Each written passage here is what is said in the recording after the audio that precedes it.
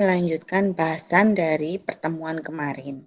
Kalau kemarin kita sudah sampai ke persiapan praktikum gitu ya untuk mendapatkan data. Sekarang kita sampai ke analisa datanya. Jadi data sudah kita peroleh, nah langkah selanjutnya bagaimana begitu. Baik, saya akan share untuk PPT ya. Saya akan jelaskan lewat sana. Oke. Sudah bisa melihat PPT saya? Halo? Oke, sebentar. Sudah melihat PPT saya? Sudah, Bu. Oke, sudah. Sudah, Bu. Ya, saya lanjutkan. Jadi gini, target kita adalah sebetulnya kita mendapatkan dua data ini. Data waktu sampling ya dalam jam dan kadar obat di tiap waktu sampling itu begitu. Jadi jam dan kadar obatnya. Nah, untuk mendapatkan data ini maka kemarin kita sudah sampai melakukan sampling gitu ya.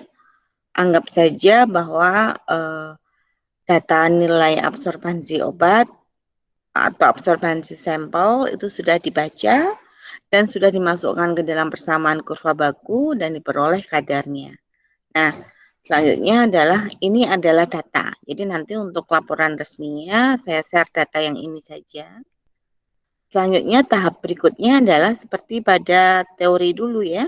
Kita akan melakukan analisa data sampling darah pada hewan uji ini dengan terlebih dahulu memplotnya pada kertas grafik. Oke, beberapa teman yang kelompok A tadi mengaku bahwa SPSS-nya sudah expired date gitu ya, jadi nggak bisa menggunakan SPSS. Jadi mau nggak mau, saya akan mengajari Anda mengaplikasikan data ini secara manual, digambar dalam kertas grafik semilog biasa untuk dapat diketahui model kompartemen berapa, gitu ya. Oke, baik. Saya akan ini coba yang PC kelompok ini coba WA saya.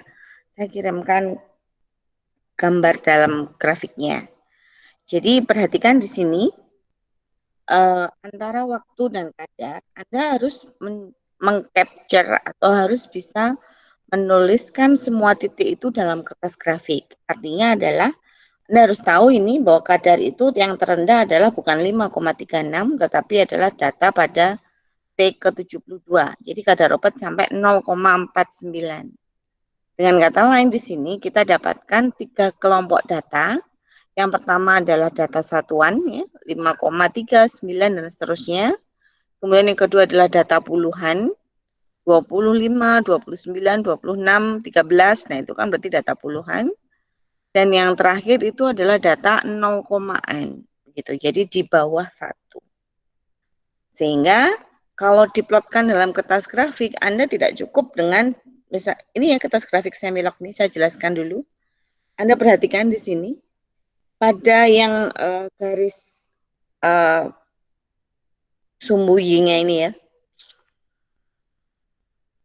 Itu kan 2, 3, 4, 5, 6, 7, 8, 9, 1 lagi. Nah, 1 di situ tuh bukan 1, tetapi itu adalah 10 gitu. Sehingga atasnya itu bukan kalau ini sudah Anda anggap plong yang 1 sampai 9 itu adalah satuan, maka 1 di atas itu adalah 10, plong di atasnya itu adalah puluhan. Jadi itu bukan 2 lagi, tetapi itu 20, 30, 40, 50, 60, 70, 80, 90 sampai yang atas itu bukan 10 tapi 100 begitu.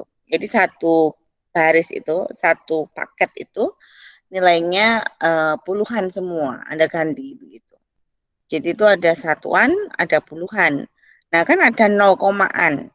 Di bawahnya itu dituliskan 0,9 apa 0,1 apa 1 0,9 0,8 dan seterusnya. Saya kirimkan aja tulisannya atau grafiknya ke dalam PC kelompok ini. Sebentar.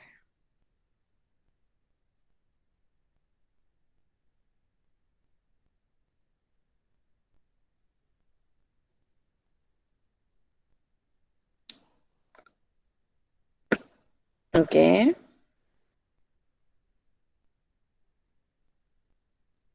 Oke, sudah saya kirimkan ke Mbak Mutia.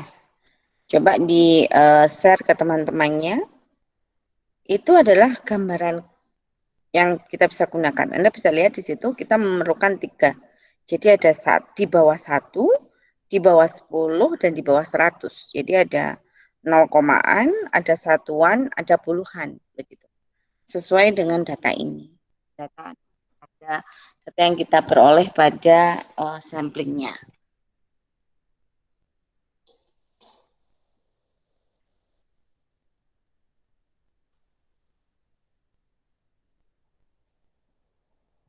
Sudah ya? Data grafiknya sudah dibuka. Nah, itu adalah cara menulis cara menggambarkan data ini ke dalam kertas grafik. Jadi yang Y itu adalah skalanya adalah skala logaritmik begitu.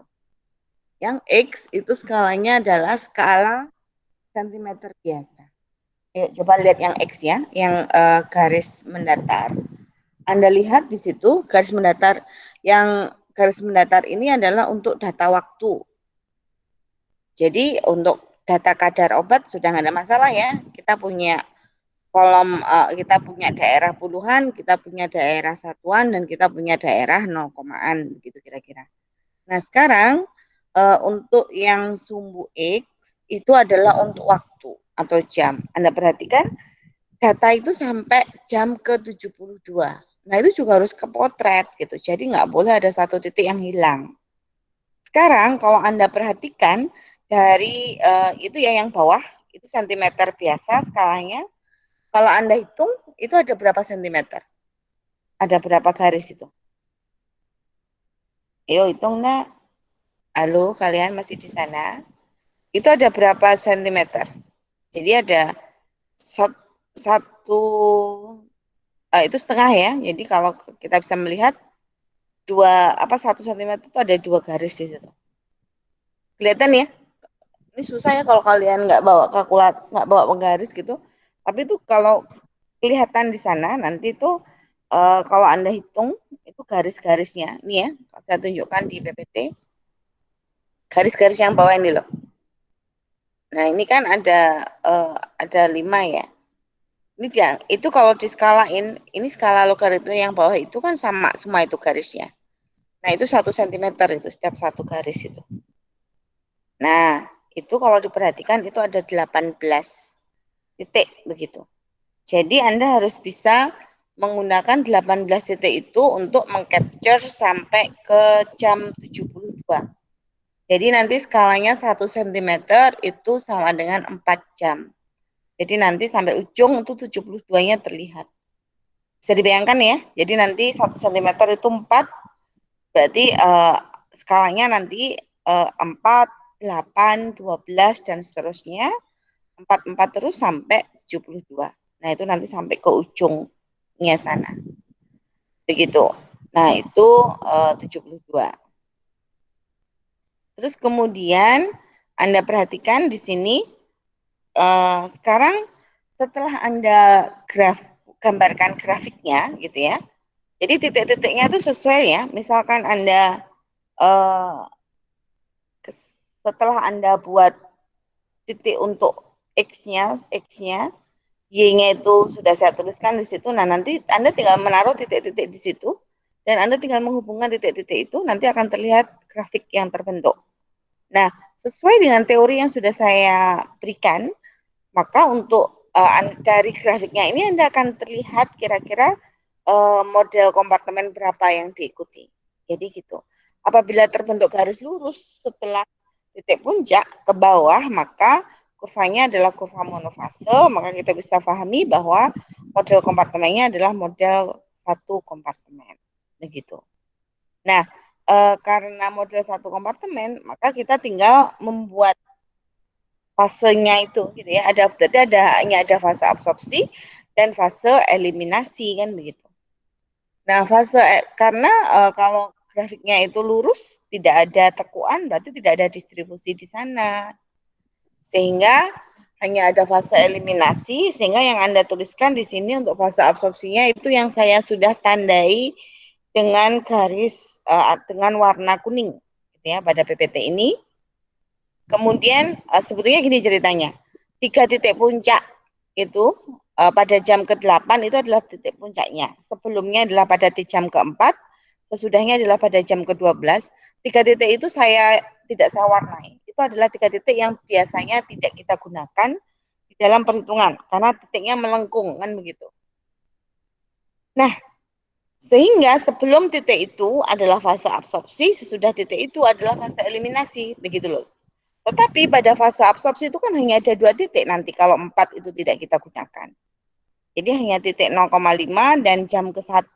Nah itu maka tidak akan terbentuk persamaan garisnya. Sehingga yang kita gunakan adalah 3 titik yang pertama saja. Gitu. Jadi 0,5, 1, 4. Jadi titik sebelum puncak masih saya pakai begitu loh.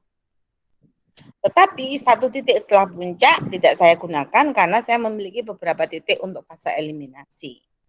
Jadi eliminasi diwakili oleh titik ke jam ke-24, 48, dan 72 yang saya warnai merah. Gitu ya. Jadi setelah sekali lagi ingat-ingat grafik sudah terbentuk, Anda tentukan model kompartemennya, kemudian Anda tentukan fasenya. Ya. Kalau fasenya sudah ketemu, maka fokuslah untuk menghitung persamaan pada fase eliminasi.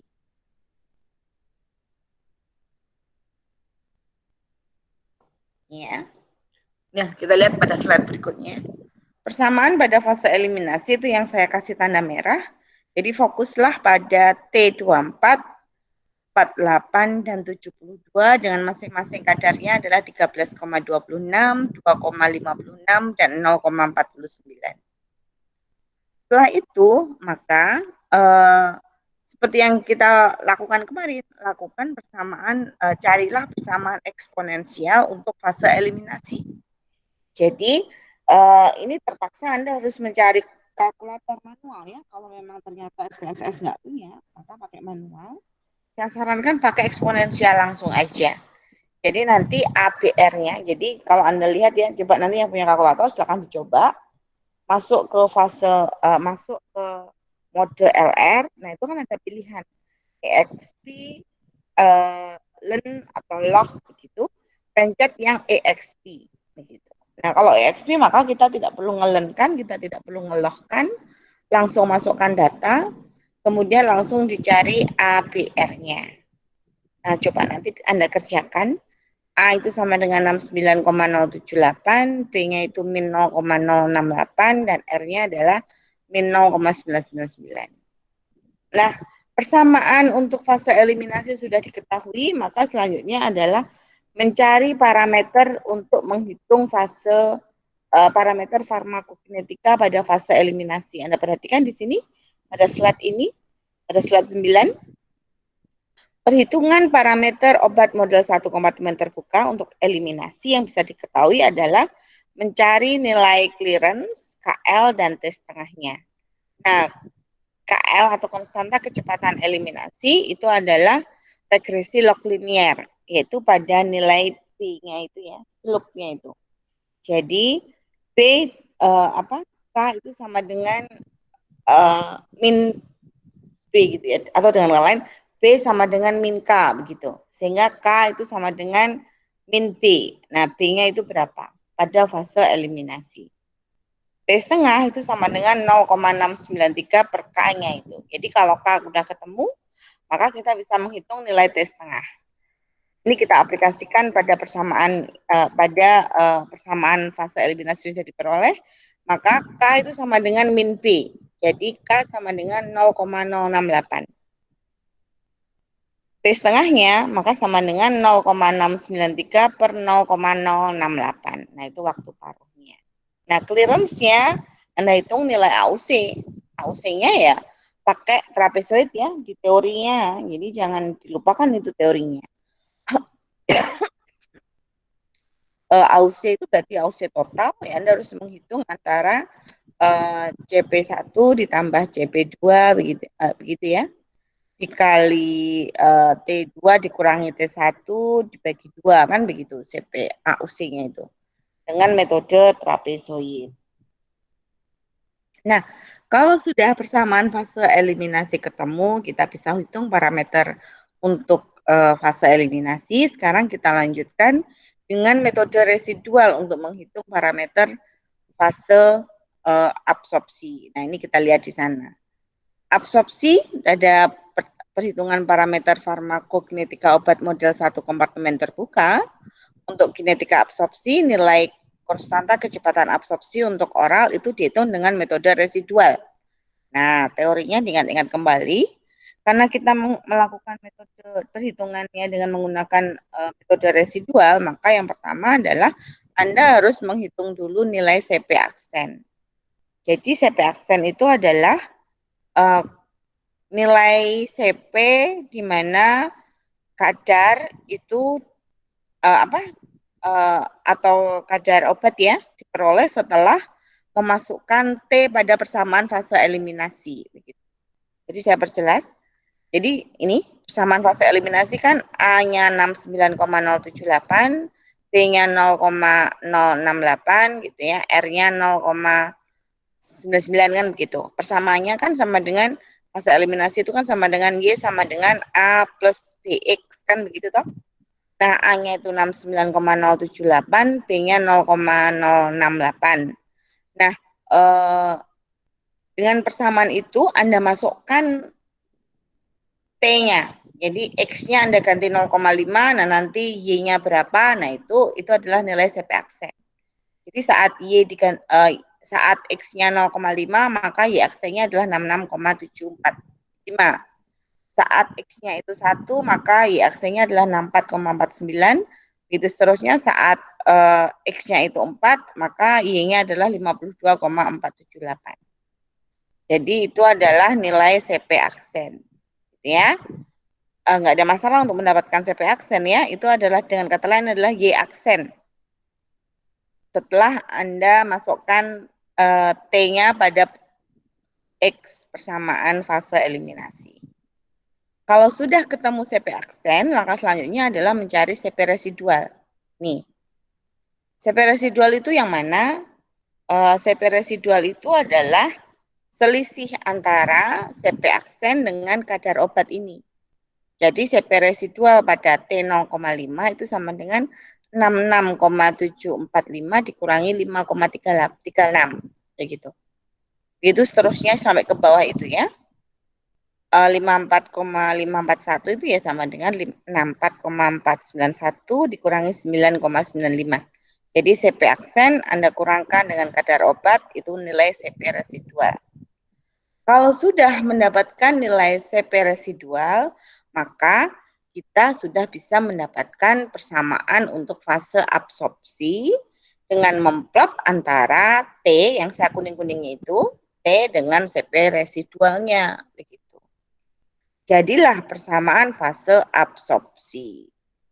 Jadi persamaan fase absorpsi yang pojok ini ya, CP residual itu CP aksen dikurangi CP ya, itu udah kita jelaskan tadi. Fase absorpsinya yang saya plot yang kuning-kuning itu aja. Dari plotnya pakai apa ya? Pakai seperti tadi. Kita menggunakan eksponensial ini. Kalau mau pakai log sama dengan teori kemarin ya nggak masalah, semuanya sama gitu ya. Nah, untuk fase absorpsi A-nya itu adalah 69,460, B-nya adalah min 0,7 240 dan R-nya adalah min 0,999. Dengan kata lain, KA dengan metode residual sudah diperoleh itu sama dengan nilai slope-nya itu. Jadi KA itu sama dengan 0,240 itu sama dengan slope-nya eliminasi tadi ya. Oke. Nah, persamaan ini lengkapnya dari awal sampai akhir itu jadinya seperti ini yang terpotret. Jadi ingat, yang merah dulu kerjakan, eliminasi, baru naik ke CP aksen, baru mencari CP residual, setelah itu mencari persamaan fase absorpsi. Begitu. Sudah selesai berarti. Gampang kan? Nah, Bu, untuk izin fase... bertanya, Bu. Oke ya, silakan. Itu berarti data yang putih ini tidak digunakan ya, Bu? Iya, data yang putih tidak digunakan. Karena itu data puncak. Data puncak itu kan melengkung lah itu. Atas puncak itu kan, betul, puncak titik puncaknya itu kan pada T ke-8, 29,78 itu kadarnya. Satu titik di sebelum dan satu titik sesudah itu semuanya bisa kita gunakan sebetulnya. Tetapi kalau pada jam keempat itu tidak saya gunakan, maka nanti absorpsi hanya ada 2 titik. Nah itu tidak bisa. Sehingga boleh kita masukkan. Jadi itu boleh digunakan, boleh tidak sebetulnya begitu. Semakin banyak Anda gunakan data, itu biasanya data itu minimal 3 gitu ya. Tapi kalau udah lebih dari 3, boleh 5, boleh itu sebenarnya nggak masalah. Cuma nanti nilai R-nya semakin jelek biasanya. Semakin tidak mendekati 0,999. Baik, Bu. Terima kasih. Oke, ada lagi. Jadi itu dulu. Coba ya, sekarang Anda kerjakan dari awal ini dulu. Kertas grafiknya itu pakai yang kertas grafik yang sudah saya kirim ke koti Anda, ke PC mata kuliah ini.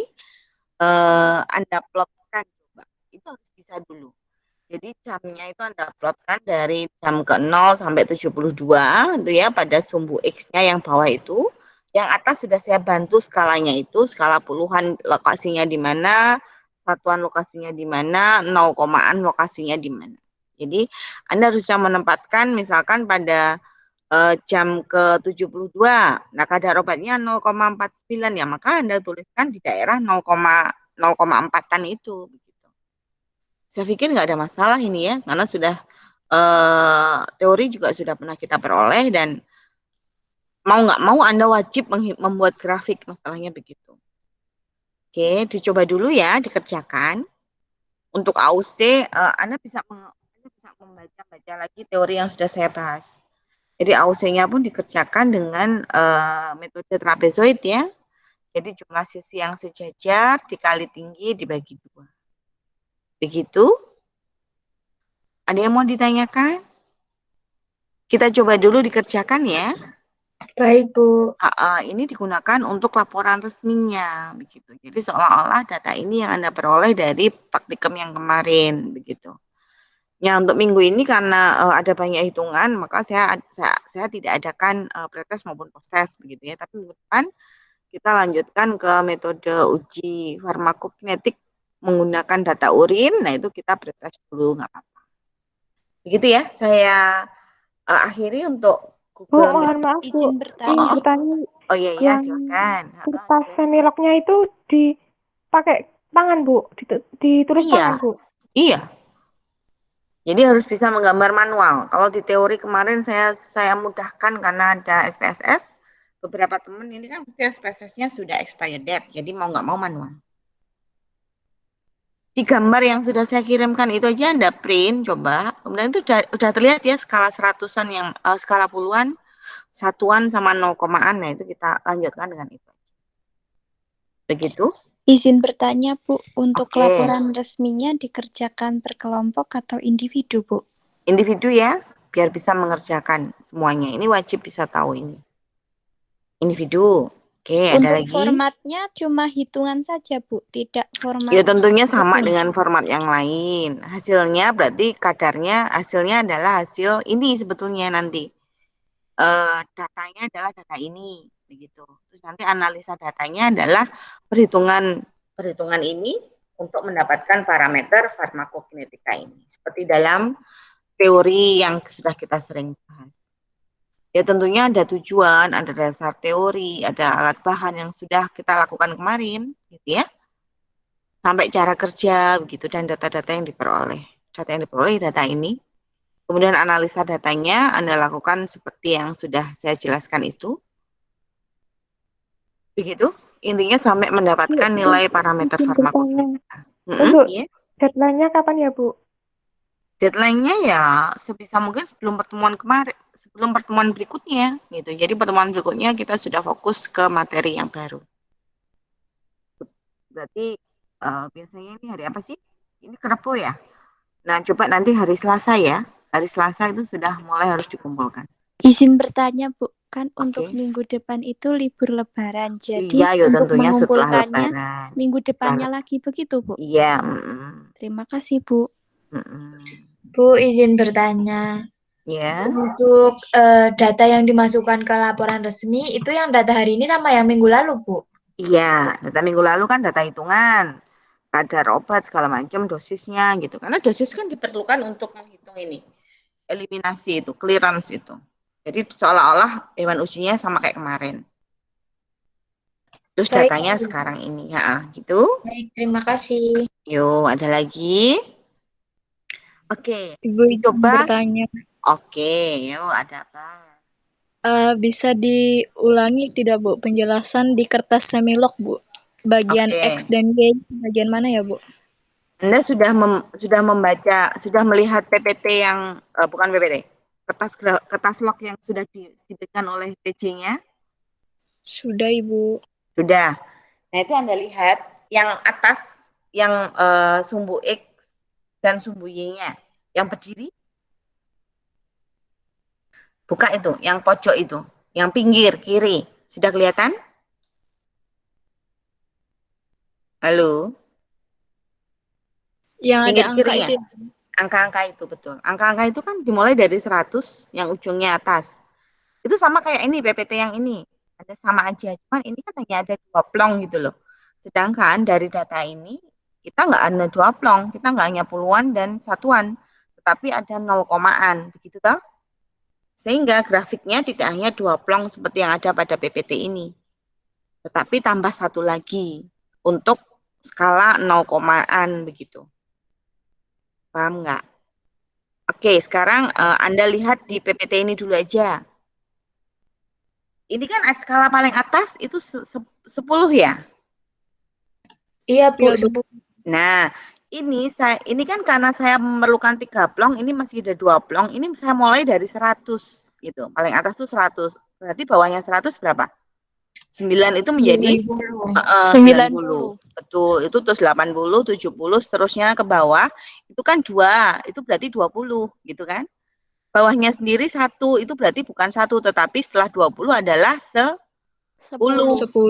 Betul, 10, terus bawahnya itu menjadi 9, 8, bawahnya 10 kan 9. Berarti ini satuan skalanya. 9, 8, 7, 6, 5, 2, 5, 4, 3, 2 kan habis. Harusnya nambah 1 plong lagi, seperti yang saya gambarkan itu tapi di bawahnya 1, paling bawah sendiri 1 ya, habis 2 kan 1. Nah, bawahnya 1 adalah 0,9, 0,8 dan seterusnya. Paham maksud saya? Paham, Bu. Jadi di setiap, anggap aja 10 yang pertama, plong yang pertama itu Anda kalikan 10. Jadi itu adalah skalanya puluhan. 1 sampai 2 itu adalah nggak usah dikalikan 10. Jadi itu adalah skalanya adalah satuan. Yang di bawahnya adalah dikalikan 10 pangkat min 1. Jadi 0 komaan begitu.